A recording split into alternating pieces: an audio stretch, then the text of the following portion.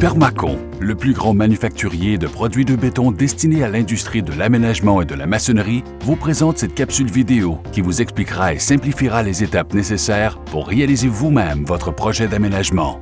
Pratique et esthétique, murets, sentiers terrasses et aires de repos auront votre signature d'artisan et seront le reflet de votre créativité. Nous apprécions votre intérêt et nous vous remercions de votre confiance.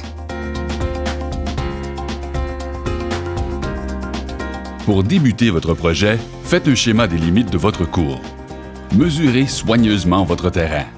À l'aide d'une feuille quadrillée, reportez les mesures que vous venez de prendre et indiquez les principaux éléments tels que maison, arbres, fenêtres, portes, etc. Avant de débuter les travaux, vérifiez si des conduites ou des fils se trouvent dans la zone à excaver. Informez-vous auprès de Info Excavation au www.info-ex.com.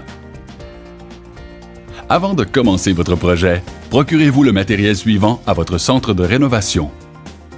Pelle, râteau, lunettes protectrices, piquets, cordes, gants de travail, ruban à mesurer, niveau de ligne, aérosol de couleur, 2 tuyaux de 1 pouce par 8 pieds, planche de 4 pieds bien droite, ciseaux à froid, petite masse, géotextile, balai, pistolet à arroser et boyau d'arrosage, plaque vibrante, pilon compacteur, scie à béton.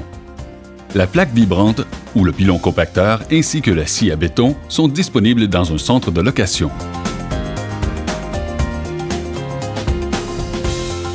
Prenez en considération l'alignement de votre projet, c'est-à-dire que la surface sera parallèle à un bâtiment ou à une structure fixe qui deviendra votre point de repère. Pour débuter, délimitez la surface à excaver avec des piquets et des cordes. Avec un aérosol, vous pouvez marquer sur le sol les différents points de repère. Excédez la surface de 6 pouces de tous les côtés. Cette surface excédentaire servira à soutenir les bordures. Voici un truc. Pour éviter les coupes de pavés, placez temporairement une rangée de pavés au sol sur une surface plane pour déterminer la distance idéale et la position de l'autre bordure afin de terminer avec des pavés complets. Déterminez le niveau de votre patio. Vous devez prévoir une pente d'égouttement de l'eau d'1/4 de pouce par pied. Cette pente sera à l'opposé de la maison. Si votre projet a 10 pieds, vous aurez une pente de 2 pouces et demi. Creusez un minimum de 12 pouces de profondeur. Vérifiez à plusieurs endroits que la fondation a la même profondeur. Recouvrez le fond et les côtés de la zone excavée d'une membrane géotextile. La membrane géotextile empêchera la fondation de se mélanger avec le sol naturel. Elle offrira également une plus grande stabilité.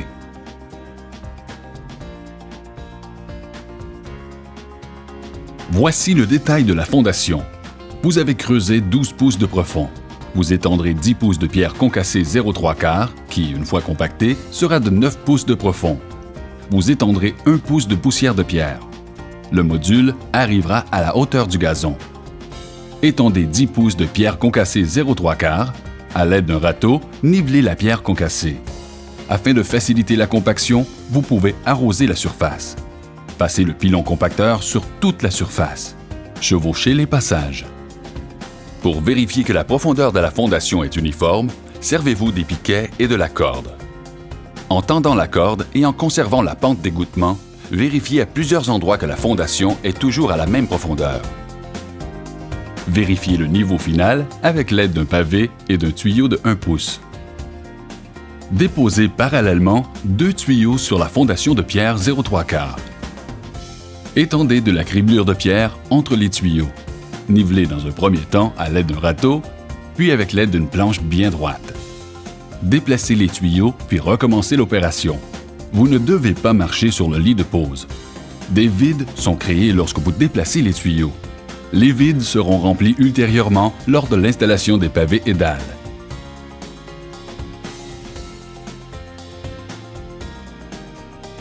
Tirez une corde pour aligner les modules de la première rangée. Déposez les premières dalles ou les premiers pavés sur le lit de pose. Progressez en marchant sur les modules. Ne marchez jamais sur votre lit de pose. En marchant sur les dalles ou pavés, comblez les vides laissés par les tuyaux. Voici un truc. Si votre projet nécessite plus d'un cube de produit, Approvisionnez-vous d'un cube à l'autre afin d'obtenir de meilleurs résultats quant à l'homogénéité de la couleur. Vérifiez l'alignement des pavés ou dalles après 5 rangées. Réalignez au besoin les pavés ou dalles à l'aide d'un tournevis. Si vous devez tailler des pavés ou dalles, vous pouvez effectuer cette opération avec une scie à béton louée dans un centre de location. La coupe sera bien droite. Nous vous conseillons fortement de porter des lunettes protectrices lors des coupes de pavés ou dalles.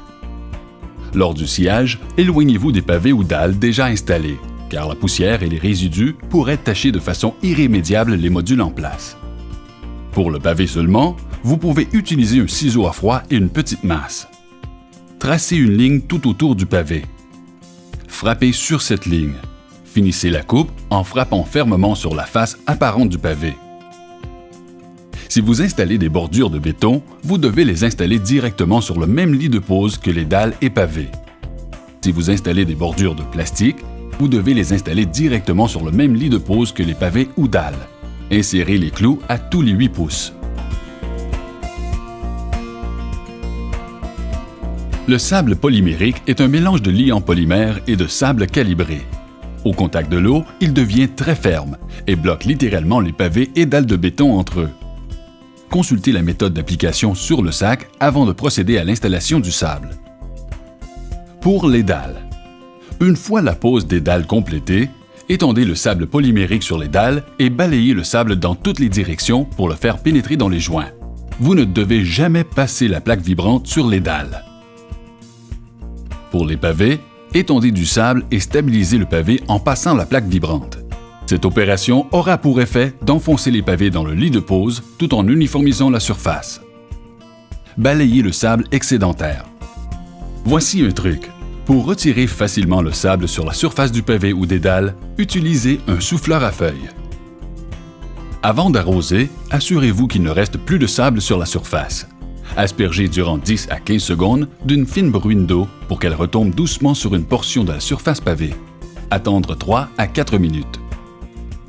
Aspergez une deuxième fois, jusqu'à ce que peu d'eau soit retenue dans les joints de pavé. Cessez après 2 répétitions. Nous vous recommandons fortement de lire les méthodes d'application complètes contenues sur les sacs de sable polymérique.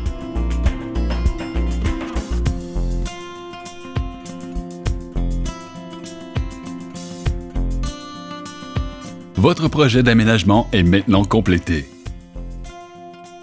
Permaco vous remercie d'avoir choisi ces produits. Consultez notre site oldcastlearchitectural.ca.